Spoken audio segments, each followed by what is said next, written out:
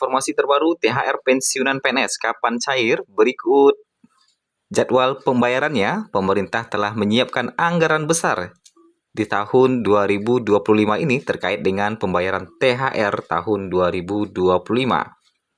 Lantas, kapan pembayarannya akan disalurkan? Berikut informasi selengkapnya. Pemerintah menyiapkan anggaran besar untuk THR 2025. Berikutlah jadwal pembayarannya. Pemerintah ternyata akan mengalokasikan anggaran sekitar 50 triliun rupiah untuk melakukan pembayaran THR bagi aparatur sipil negara termasuk pegawai negeri sipil dan pensiunan pada tahun 2025 ini. Ternyata jumlah ini lebih besar dibandingkan dengan anggaran THR tahun sebelumnya yang mencapai 48,7 triliun. Sehingga selisih sekitar 0,3 triliun rupiah. Kita ulangi, ternyata selisihnya sekitar 1,3 triliun rupiah. Ya, jadi naik 1,3 triliun rupiah pada 2025. Terkait dengan pencairan THR ASN, dijadwalkan paling cepat 3 minggu sebelum Lebaran.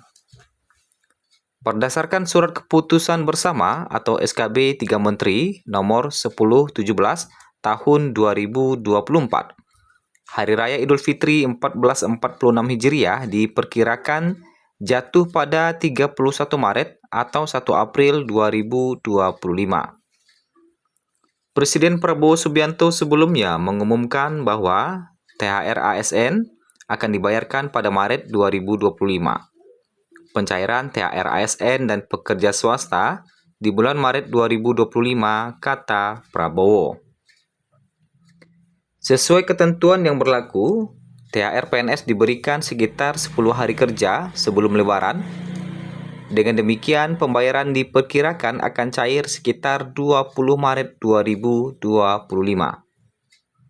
Adapun terkait dengan komponen dan besaran THR tahun 2025, adalah sebagai berikut. PNS ataupun pensiunan akan mendapatkan THR dalam beberapa hari lagi. THR PNS juga pensiunan PNS tidak memiliki nominal yang sama meskipun golongan keduanya sama sekalipun. Secara keseluruhan, THR yang didapatkan oleh PNS tidak akan lebih besar dari apa yang didapatkan oleh pensiunan di golongan yang sama. Bahkan komponen yang membentuk THR PNS dan pensiunan juga berbeda. Hal itu telah tercantum dalam peraturan perundang-undangan. Pemerintah memang menerapkan perbedaan komponen THR PNS dan pensiunan PNS, bukan tanpa alasan, ada beragam hal yang melatar belakanginya. Setiap dari keputusan yang diambil oleh pemerintah telah ditetapkan dengan matang. Itu semua telah melalui beragam perhitungan. Lebih lanjut, berikut ini adalah deretan komponen THR PNS dan juga pensiunan. Semua akan dipaparkan di dalam video ini. Untuk komponen THR PNS, tunjangan jabatan atau tunjangan umum, kemudian tunjangan kinerja untuk ASN di instansi pusat, atau tambahan penghasilan atau TPP di pemerintah. Komponen selanjutnya adalah gaji pokok. Dilanjutkan dengan tunjangan suami atau istri, tunjangan anak, tunjangan pangan. Nah, itu untuk yang PNS. Sedangkan komponen THR pensiunan PNS terdiri atas tambahan penghasilan pensiun, tunjangan suami istri, tunjangan pangan, gaji pokok pensiun, dan tunjangan anak. Di sini bisa kita lihat bahwa perbedaan yang signifikan adalah terkait dengan tunjangan kinerja atau TPP, yang mana tukin atau TPP tidak diberikan kepada pensiunan karena tidak aktif lagi bekerja. Untuk besaran tukin ini, biasanya tukin memiliki nominal yang lebih besar dibandingkan dengan gaji pokok bagi PNS. Ya. Kalau gaji pokoknya mungkin 3 juta, bisa jadi tukinnya lebih daripada itu. Nah, hal ini tentu tergantung golongan jabatannya lagi. Atau seminimal mungkin tidak jauh berbeda dengan gaji pokoknya. Kemudian, pembayaran THR ini bertujuan membantu ASN memenuhi kebutuhan menjelang Idul Fitri dan mendorong daya beli masyarakat. Sesuai dengan peraturan pemerintah nomor 14 tahun 2024, berikut rincian besaran THR untuk beberapa kategori.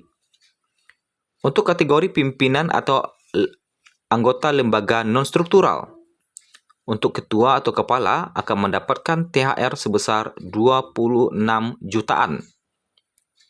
Untuk wakil ketua mendapatkan THR sekitar 24 jutaan. Sekretaris atau anggota mendapatkan THR sekitar 23 jutaan. Untuk kategori pejabat eselon dan pejabat ASN setara, untuk eselon 1 mendapatkan THR sekitar 20 jutaan. Eselon 2 mendapatkan THR sekitar 16 jutaan. Eselon 3 mendapatkan THR sekitar 11 jutaan. Dan eselon 4 mendapatkan THR sekitar 8 jutaan. Sedangkan untuk pegawai ASN berdasarkan jenjang pendidikan dan masa kerja. Untuk SD atau SMP mendapatkan THR sekitar 3,5 jutaan sampai 4,2 jutaan. Jadi untuk kategori SD, SMP ya. Sementara untuk jenjang pendidikan SMA atau diploma 1 mendapatkan THR sekitar 4 jutaan sampai 4,8 jutaan. Lanjut ke diploma 2 atau 3, mendapatkan THR sekitar 4,5 jutaan sampai 5,4 jutaan. Lanjut ke strata 1 atau D4, mendapatkan THR sekitar 5 jutaan hingga 6,5 jutaan. Lanjut ke strata 2 atau 3, mendapatkan THR dari 6,4 jutaan hingga 7,5 jutaan. Kemudian, tentunya pencairan THR ini akan dibarengi dengan aturan yang akan diresmikan oleh Sri Mulyani dalam beberapa waktu lagi. Ya. Karena untuk sebagai dasar pembayaran tentu harus ada aturan yang disiapkan oleh Sri Mulyani. Aturan THR untuk PNS dan pensiunan hingga saat ini masih kita nantikan dari Sri Mulyani. Nanti kalau ada informasi terbaru terkait dengan aturan THR akan kita informasikan kembali terkait dengan aturan THR untuk PNS dan pensiunan.